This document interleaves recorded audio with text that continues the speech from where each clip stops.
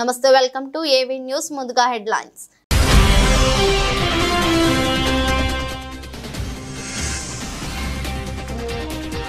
పట్టాలపైకి మరో 3 వందే భారత్ రైలు ప్రారంభించిన ప్రధాని మోదీ.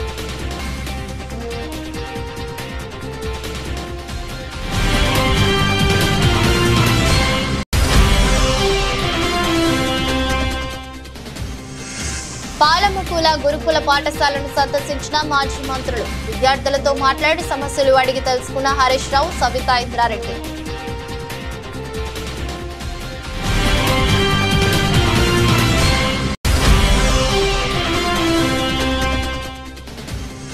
ఫుడ్ పాయిజన్ తో ఆసుపత్రి పాలైన జాముగూడ గిరిజన సంక్షేమ ఆశ్రమ పాఠశాల విద్యార్థులు. ఘటనపై ఆరా తీసిన బీజేపీ ఎంపీ పురంధేశ్వరి.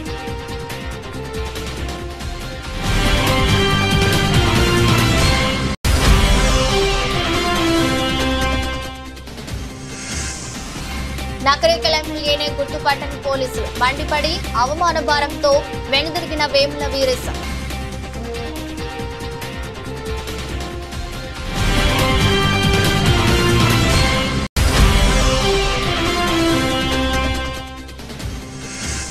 భారత అండర్-19 జట్టులోకి రాహుల్ ద్రవిడ్ కుమారుడు. స్వదేశంలో ఆస్ట్రేలియాతో మల్టీ ఫార్మాట్ సిరీస్ ఆడుతున్న భారత్ అండర్-19 జట్టు.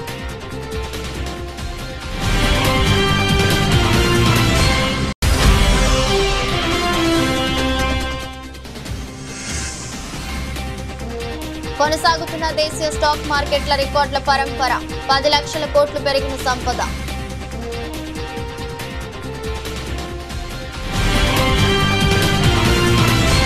దేశంలో కొత్తగా మరో 3 వందే భారత్ రైలు పట్టాలెక్కాయి. ఇవాళ ప్రధాని నరేంద్ర మోదీ వర్చువల్ విధానంలో ఈ 3 రైళ్లను ప్రారంభించారు. దాంతో దేశంలో ప్రయాణికులకు అందుబాటులోకి వచ్చిన వందే భారత్ రైళ్ల సంఖ్య 54కు చేరింది. ఇప్పటికే 51 రైళ్లు అందుబాటులో ఉండగా ఇవాళ లాంచ్ 3 రైళ్లతో కలిపి వాటి సంఖ్య 54కు చేరింది.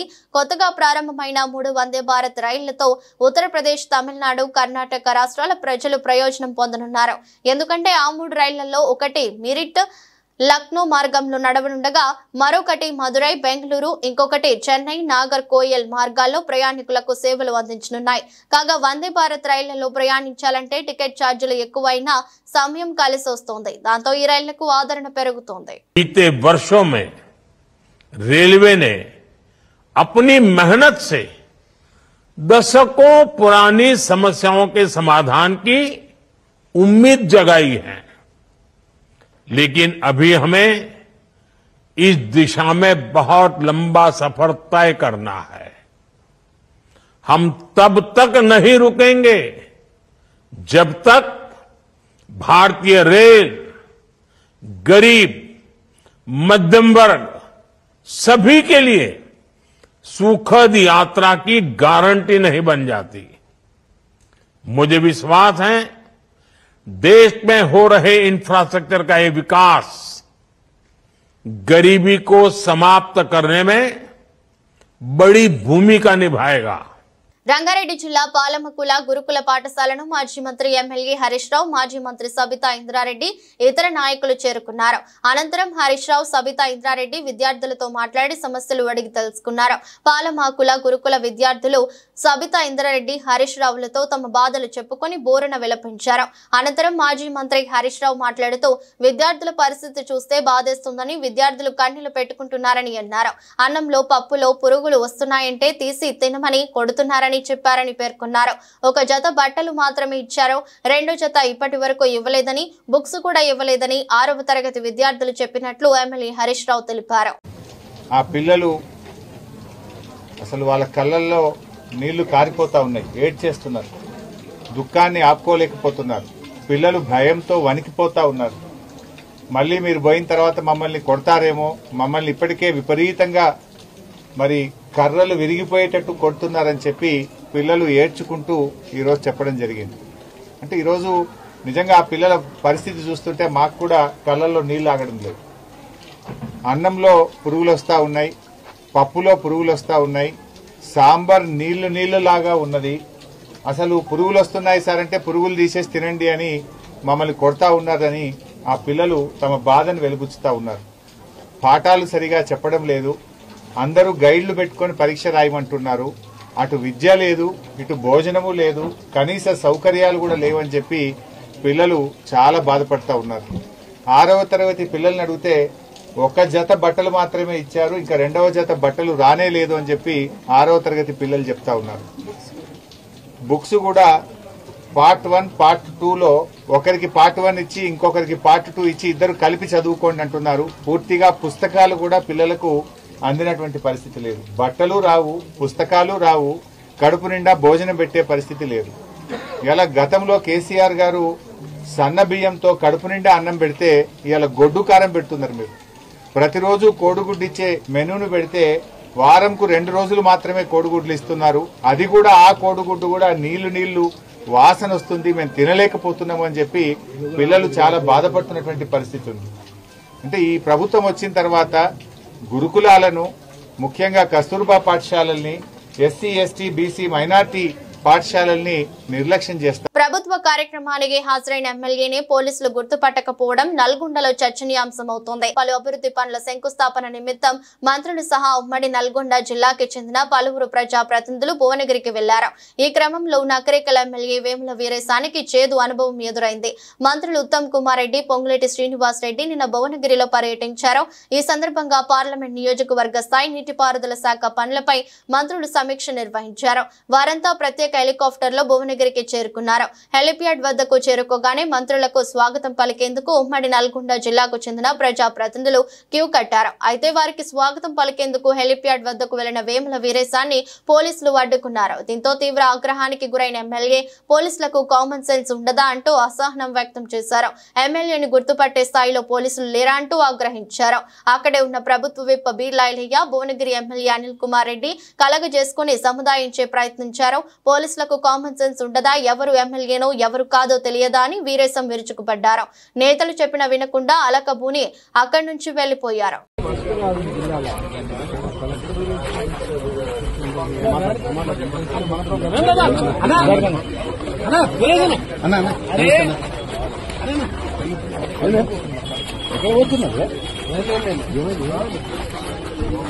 పోలీసుల కామన్ సెన్స్ ఉండదా?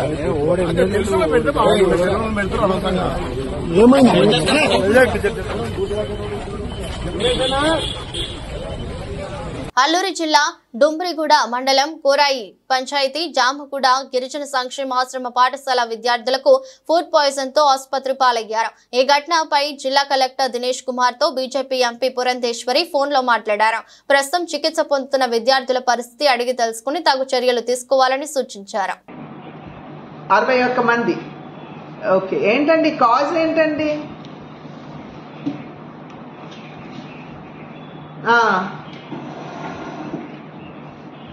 అయ్యో, ఇప్పుడు బ్యాక్టీరియా పల్మనెలా బ్యాక్టీరియా ఉండొచ్చు అని అంటున్నారు. సాల్మనెలా అదేనండి, ఎగ్స్ మాధ్యమంగా వస్తుంది ఇది. Yeah, non veg also. Yeah, okay.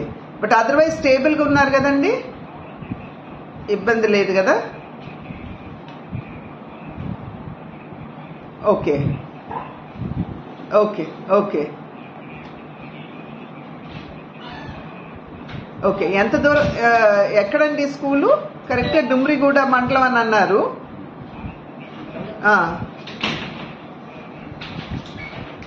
2-3 kilometre లోపల ఉంటుంది అరకు మెయిన్ రోడ్ నుండి. Okay okay.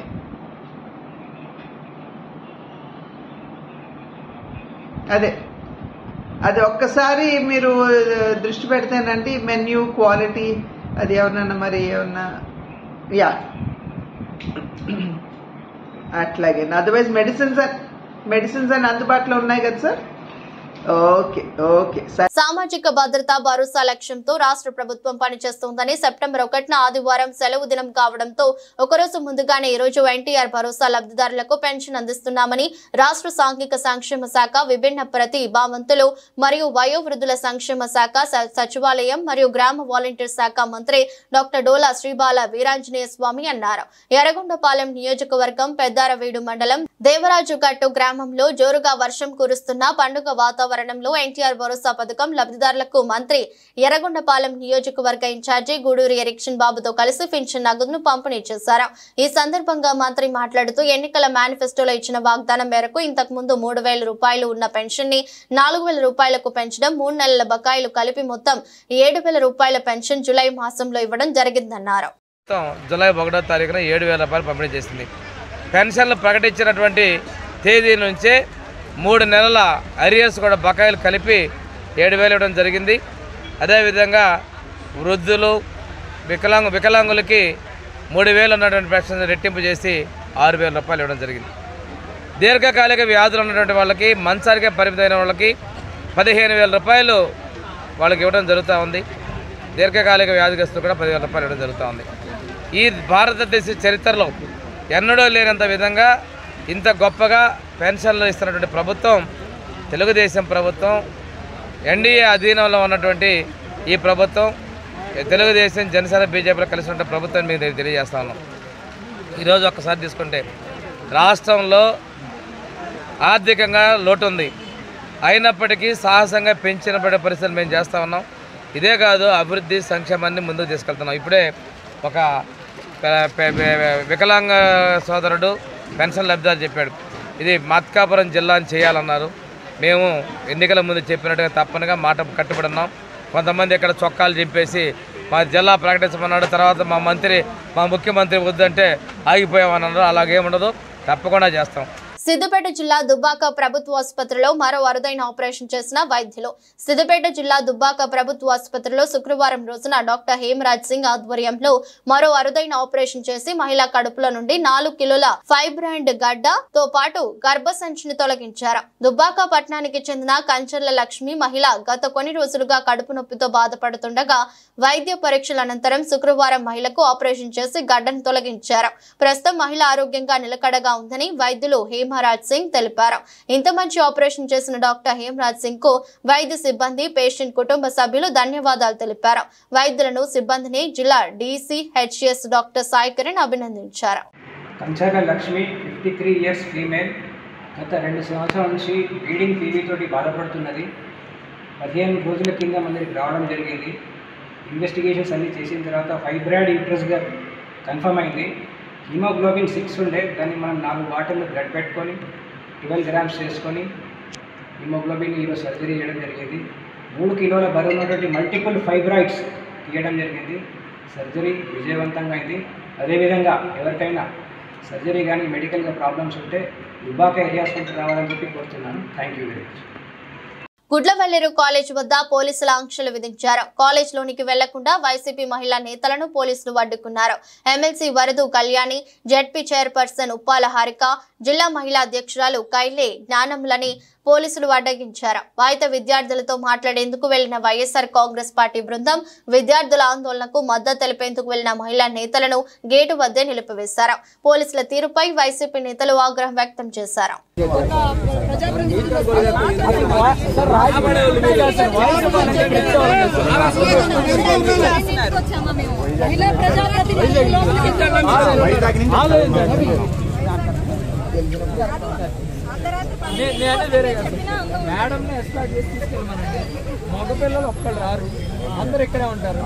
ఇక్కడున్న స్టూడెంట్స్ అందరితో కూడా ప్రతి ఫ్లోర్లో కూడా అన్ని వాష్రూమ్స్ అన్నీ కూడా చూడడం జరిగింది, పరిసరాలన్నీ చూడడం జరిగింది. అదేవిధంగా విద్యార్థినీలతో ఎవరైతే ఇక్కడ ప్రొటెక్ట్ చేస్తున్నారో విద్యార్థినీలతో అందరితో కూడా మాట్లాడడం జరిగింది. వారి సంబంధించి చెప్పడం కూడా చాలా సంగతులు చెప్తున్నారు.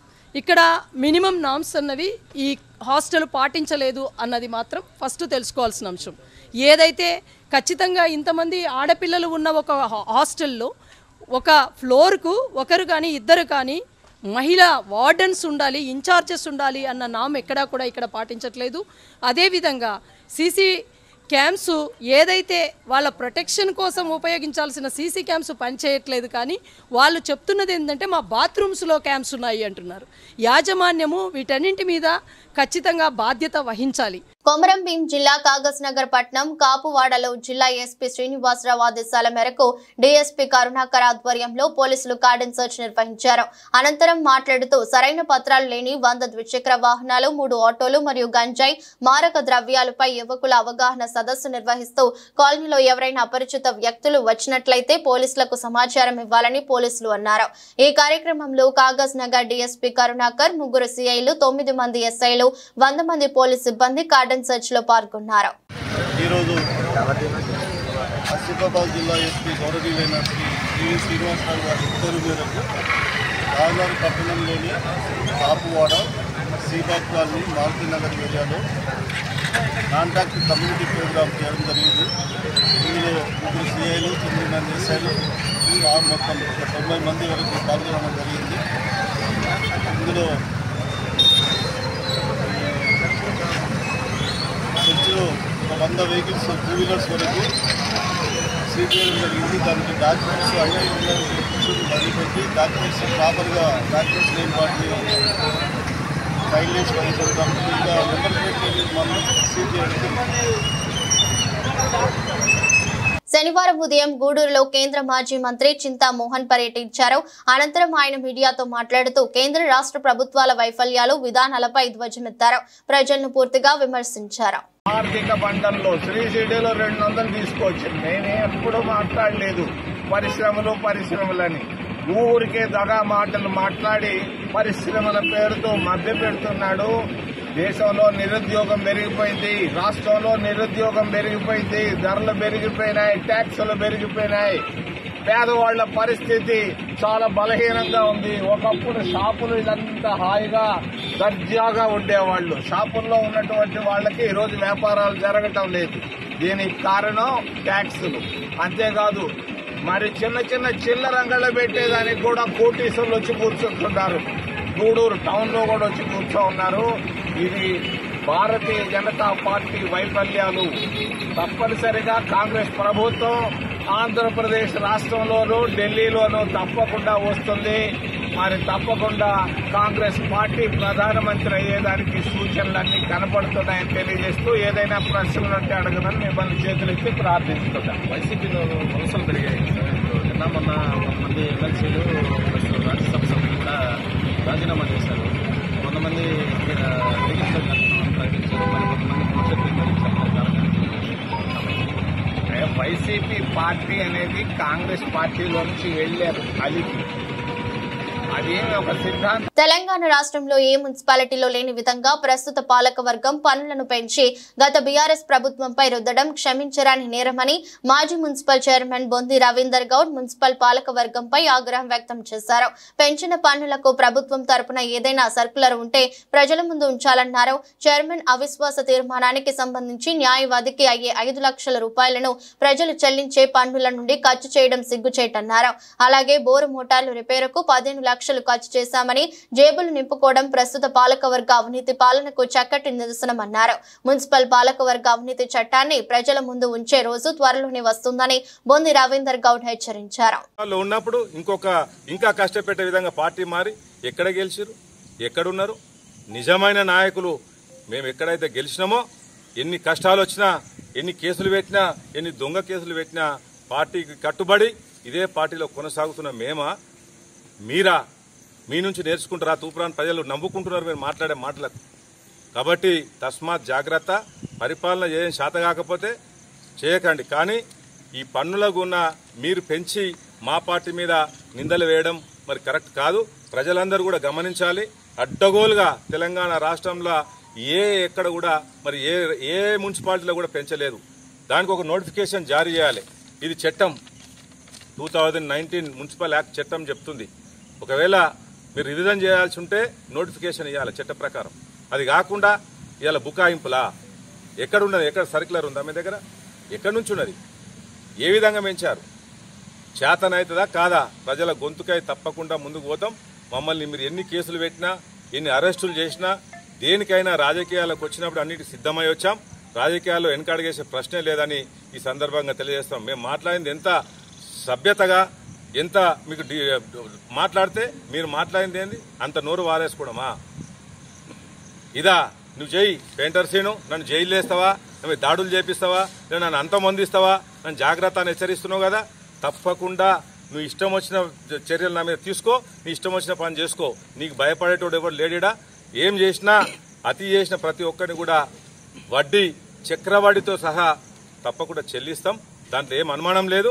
మేము నిజాయితీగా ఉన్నాం, మంచి పరిపాలన చేసినాం, తూప్రాన్ని అభివృద్ధి చేసినాం, తూప్రానికి అవార్డులు తీసుకొచ్చినాం. నేను ఒక ఉత్తమ మున్సిపల్ చైర్మన్ గా సామాజిక భద్రతలో భాగంగా ఎన్టీఆర్ పెన్షన్ భరోసా క్రింద పెన్షన్ లబ్ధిదారులకు ఒకరోజు ముందుగానే ఎన్డీఏ కూటమి ప్రభుత్వం అందజేస్తుందని రాజమహేంద్రవరం ఎమ్మెల్యే ఆదిరెడ్డి శ్రీనివాస్ పేర్కొన్నారు.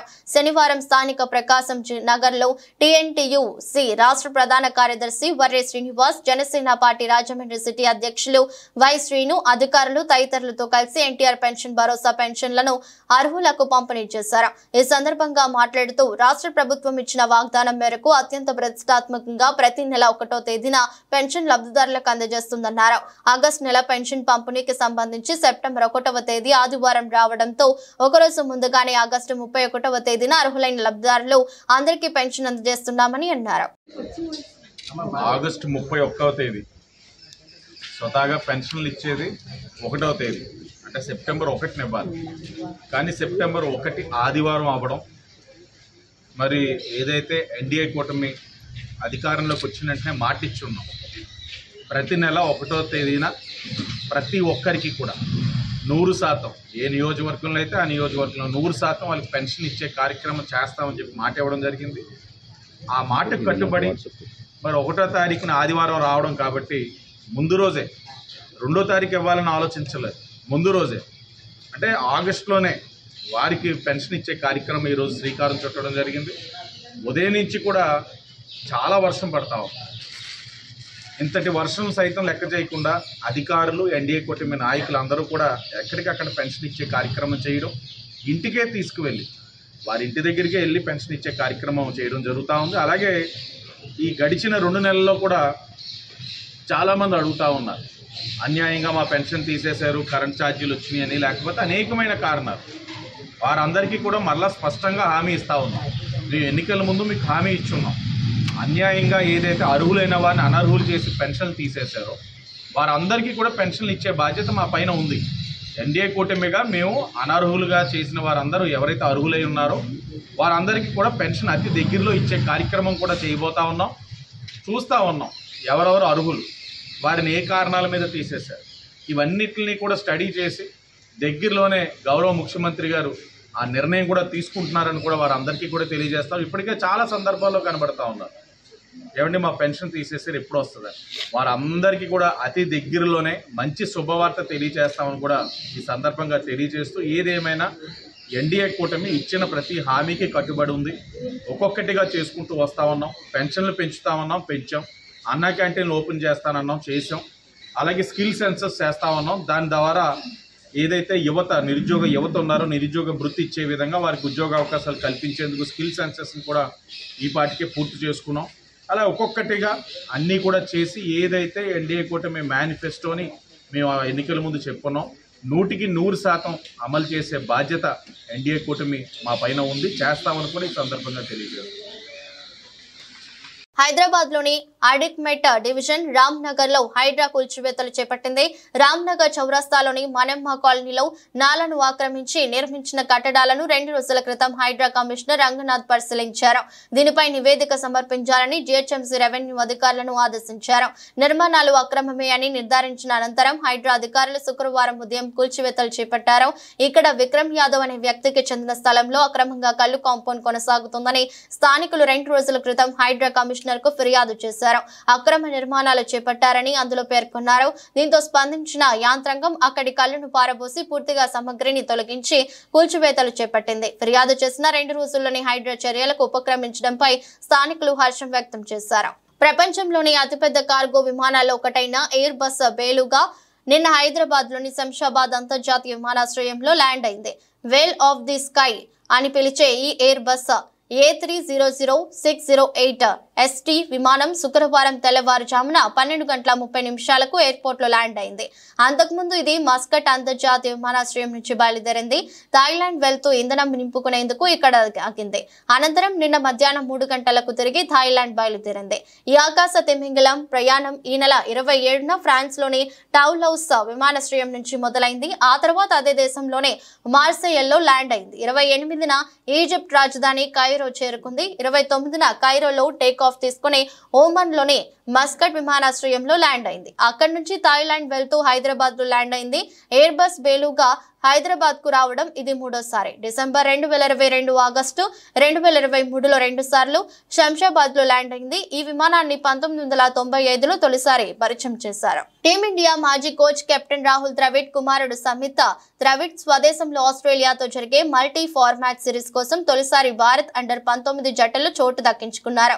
ఇక ఈ మల్టీ సిరీస్ లో భాగంగా భారత్ అండర్-19 జట్టు సెప్టెంబర్ 21, 23, 26 తేదీల్లో పుదుచ్చేరిలో జరిగే 3 50 ఓవర్ల మ్యాచ్లలో ఆస్ట్రేలియా అండర్-19 జట్టుతో తలపడుతుంది. ఆ తర్వాత సెప్టెంబర్ 30 మరియు అక్టోబర్ 7న చెన్నైలో 2-4 రోజుల మ్యాచ్లు ఆడుతుంది. యూపీకి చెందిన మహమ్మద్ ఆమన్ 50 ఓవర్ల జట్టుకు కెప్టెన్ గా వ్యవహరించబోతున్నారు. అలానే మధ్యప్రదేశ్ కు చెందిన సోహాం పట్వర్ధన్ 4 రోజుల మ్యాచ్లకు జట్టుకు నాయకత్వం వహిస్తారు. ఇదిలా ఉంటే సమిత్ ద్రవిడ్ ఇటీవలే తన మొదటి సీనియర్ పురుషుల T20 క్రికెట్ లోకి అరంగేట్రం చేశాడు. కర్ణాటకలో జరుగుతున్న మహారాజా T20 ట్రోఫీలో మైసూరు వారియర్స్ జట్టుకు ప్రాతినిధ్యం వహిస్తున్నారు. ఈ టోర్నీలో మిడిల్ ఆర్డర్ లో బ్యాటింగ్ చేస్తున్న ద్రవిడ్ ఇప్పటి వరకు 7 ఇన్నింగ్స్లలో 114 స్ట్రైక్ రేటుతో 82 పరుగులు చేశాడు. సమిత్ మీడియం పేస్ బౌలింగ్ కూడా చేయగలడు. అయితే ఇప్పటి వరకు అతని బౌలింగ్ వేసే అవకాశం లేదు. శనివారం టోర్నీ సెమీఫైనల్లో హుబ్లీ టైగర్స్ తో మైసూరు వారియర్స్ తలపడనుంది. దేశీయ స్టాక్ మార్కెట్ల రికార్డుల పరంపర కొనసాగుతుంది. రోజుకొక చారిత్రక గరిష్ట స్థాయికి చేరుకుంటున్న సూచీలు శుక్రవారం మరో మైలురాయికి చేరుకున్నాయి. అంతర్జాతీయ స్టాక్ మార్కెట్ల జోరు కొనసాగుతుండటం, విదేశీ సంస్థాగత పెట్టుబడిదారులు భారీగా నిధులు కుమ్మరించడం, వచ్చే నెలలో అమెరికా ఫెడరల్ రిజర్వ్ వడ్డీ రేట్లను తగ్గించే అవకాశాలుండటం మదుపరుల్లో ఉత్సాహాన్ని నింపాయి. ఫలితంగా ఇంట్రాడేలో 500 పాయింట్లకు పైగా పెరిగిన 30 షేర్ల ఇండెక్స్ సూచీ సెన్సెక్స్ చివరకు 231.16 పాయింట్లు లాభపడి చారిత్రక గరిష్ట స్థాయి 82,365.77 వద్ద ముగిసింది. వారాంతం ట్రేడింగ్ లో 2,228 సూచీలు లాభపడగా 1,701 సూచీలు నష్టపోయాయి. మరో సూచీ నిఫ్టీ సైతం ఉన్నత శిఖరానికి చేరుకుంది. వరుసగా 12 రోజులుగా పెరుగుతూ వచ్చిన నిఫ్టీ శుక్రవారం సైతం 82.95 పాయింట్లు ఎగబాకి 25,235.90 పాయింట్ల వద్ద ముగిసింది. దీంతో స్టాక్ మార్కెట్ల వరుస ర్యాలీతో మదుపర్ల సంపద 10 లక్షల కోట్ల పెరిగింది. గత 9 సెషన్లలో సెన్సెక్స్ 1,941 పాయింట్లు లాభపడటంతో BSEలో లైస్టెన్ సంస్థల మార్కెట్ విలువ 10,28 కోట్లు పెరిగి 4,64,39,993.77 కోట్లకు చేరుకుంది. వచ్చే నెలలోనే ఫెడ్ వడ్డీ రేట్లను తగ్గించడంతో గ్లోబల్ మార్కెట్లు ఉవ్వెత్తున ఎగిశాయి. దీంతో దేశీయ సూచీలు కూడా పరుగులు పెట్టాయని Geojit financial services head Vinod Nair తెలిపారు. వార్తలు ముగించే ముందు మరోసారి హెడ్లైన్స్.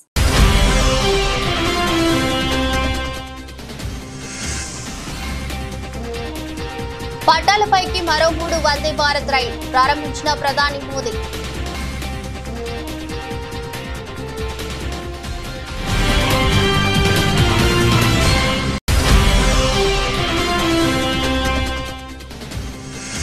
పాలముకుల గురుకుల పాఠశాలను సందర్శించిన మాజీ మంత్రులు. విద్యార్థులతో మాట్లాడి సమస్యలు అడిగి తెలుసుకున్న హరీష్ రావు, సవితా ఇంద్రారెడ్డి.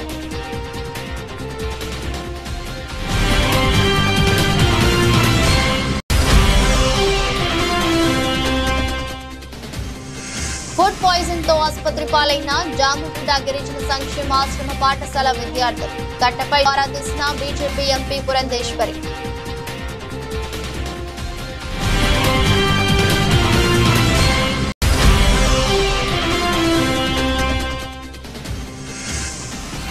నకరేకల్ ఎమ్మెల్యేనే గుర్తుపట్టని పోలీసులు. మండిపడి అవమాన భారంతో వెనుదిరిగిన వేముల వీరేశం.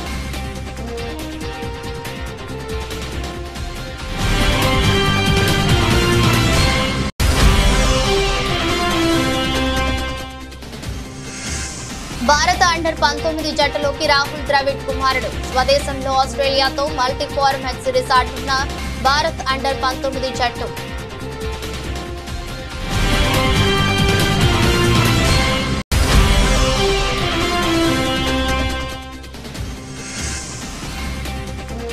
కొనసాగుతున్న దేశీయ స్టాక్ మార్కెట్ల రికార్డుల పరంపర.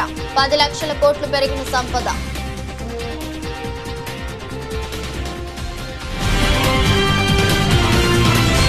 ఈ దృష్టి బులెటిన్ మరో బులెటిన్లో మళ్ళీ కలుద్దాం. అంతవరకు సెలవు. నమస్కారం.